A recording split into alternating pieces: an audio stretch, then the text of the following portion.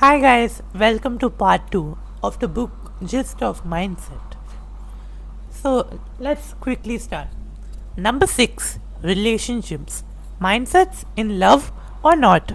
In the fixed mindset, when faced with rejection, they feel labeled. The only remedy is revenge. People in the growth mindset are all about understanding, forgiving, and moving on. As a society, we still don't understand relationship skills. In that, there are social and emotional skills. Mindsets add even another dimension to that. They show us even more. In a fixed mindset, your qualities are fixed, your partner's qualities are fixed, and the relationship qualities are also fixed. Good or bad, meant to be or not. Well, in a growth mindset, everything can be developed. There won't be they lived happily ever after. You have to keep putting effort. No one can read minds. You can't agree on everything. It's like thinking alike. It's disastrous. There are always problems. It's natural. You have to confront it. No quality is fixed. You can change that too. In a relationship, it's easy to blame someone else. The growth mindset lets you rise above blaming others and lets you understand the problems and try to fix it together. Don't compete with your own partner, who's more likable, etc. All about encouraging each other's development. Don't try to lower the other person down for you to feel good. Your failures and misfortunes don't threaten other people's self esteem. Ego wise, it's easy to be sympathetic to someone in need. It's your assets and your success that are problems for people who derive their self esteem from being superior. Shy people worry that others will bring them down. They often worry about being judged or embarrassed in a social situation. But in the fixed mindset, shyness completely takes over. In the growth mindset, the shy people, it doesn't harm the social relationships of the people. The, the shy fixed avoided while the shy growth took the lead. One school shooting in Columbine, the shooters were both bullied very harshly. Both used the only form of remedy they knew, revenge. Bullies are not usually taken care of because of the most of the times it is done by the teacher's favorites. Number 7, parents, teachers and coaches. Where do mindsets come from? No parent thinks, I wonder what I can do today to undermine my children, subvert their effort, turn them off learning, and limit their achievement. Of course not. They think I would do anything, give anything to make my children successful. Yet, the things they do boomerang. Their messages often send a wrong message. The fixed mindset messages, you have permanent traits and I am judging them. The growth mindset message, you are a developing person and I am committed to your development. You learn, let's see some common phrases. You learn that so quickly. You're so smart. The secret message is, if I don't learn something quickly, I'm not smart. Second one, look at the drawing, Marta. Is she the next Picasso or what? The secret message is, I shouldn't try to draw anything hard or they'll see I'm no Picasso. Praising children harms their motivation and their performance. It tells them if success means smart, failure means they're dumb. When they hit something hard, their motivation hits rock bottom. The best gift from parents is to teach them to love challenges, to be intrigued by mistakes, enjoy effort, seek new strategies, and keep on learning. We should keep away from a certain kind of praise which judges their intelligence or talent, or praise that implies we are proud of them for their talent or intelligence, rather than for the work they put in.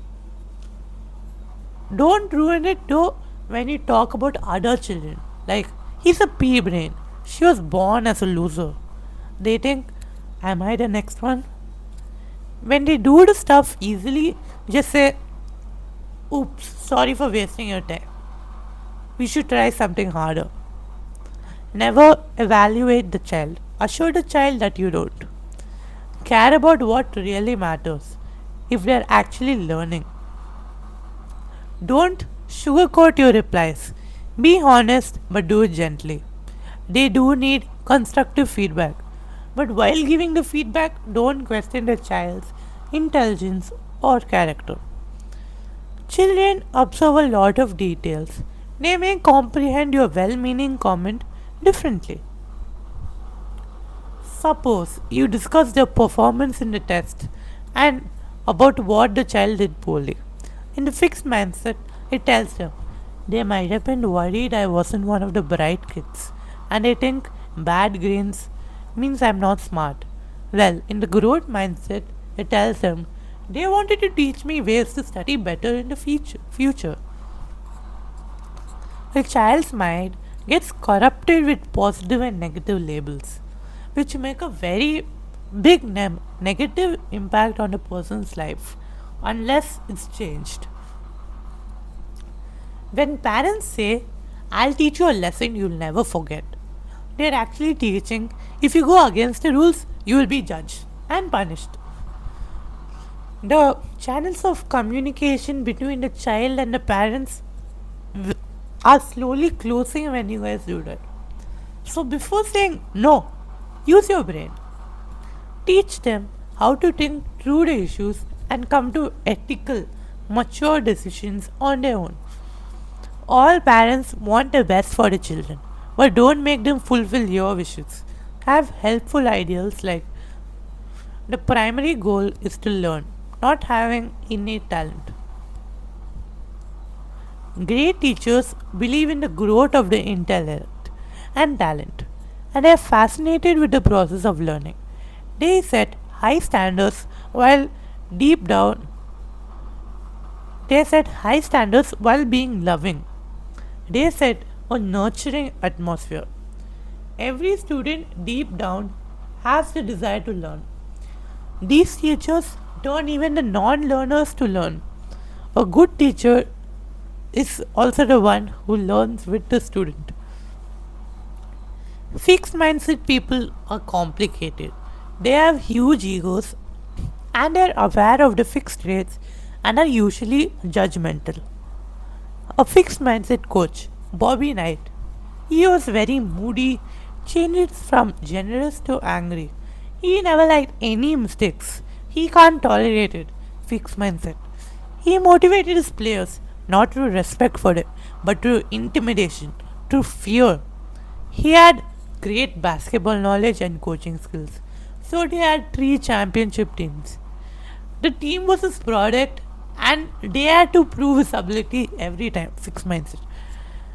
One of his players, Isaiah Thomas, says, there were days if I had a gun, I would have shot him. But there were days I wanted to hug him and tell him I loved him. No coach would be happy if one of their best students told he wanted to shoot him down. A growth mindset coach, John Wooden, took his team to the championship 10 times. He focused on all the players get better every day. He wanted improvement. He gave equal attention to all. So they too gave him their all. He respected all. None of his students wanted to shoot him. Success infects you. Failure builds you. A growth mindset's about believing people can develop their ability. That's it. Just don't say you can do anything. You also have to help them put in the effort for that. Fixed mindset is a belief some people have. Don't blame them for it. Teach them. To carry on the mindset to your future generations, Praise correctly. Don't let the person memorize. Do the actual learning. Parents, teachers, and coaches. You are entrusted with people's lifestyles. They are your responsibility and your legacy. Now, the last chapter, changing mindsets. The growth mindset is based on the belief of change. In the fixed mindset, you are paralyzed by setbacks. It makes them not take the next step. Our author also faced this before and even now sometimes. Does this mean she hasn't changed? No.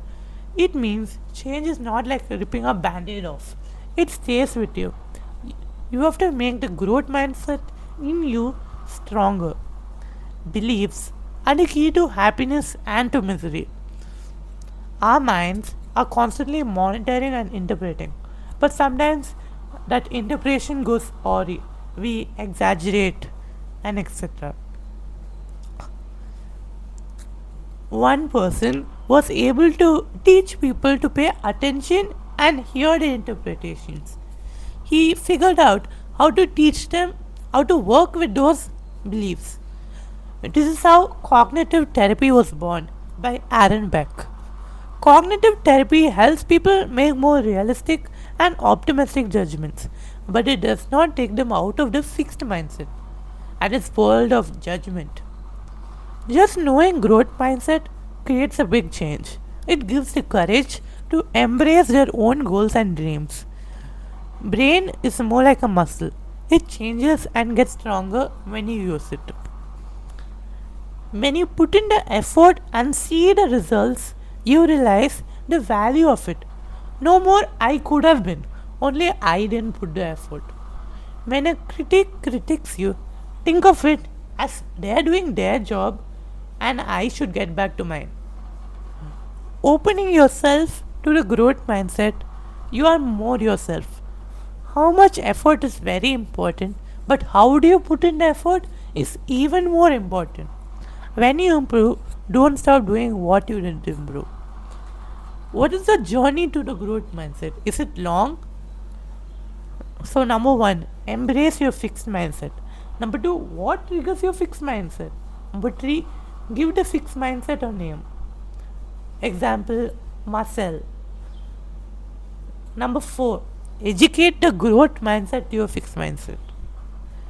This change is a very long journey. Now, you should get up from your couch and start this vast journey. See you next time. But wait. Let me tell you some words about the author. Carol S. Dweck has a PhD and is widely regarded as one of the world's largest researchers in the field of psychology, social psychology, and developmental psychology. She is the Lewis and Virginia Eaton Professor of Psychology at Stanford University.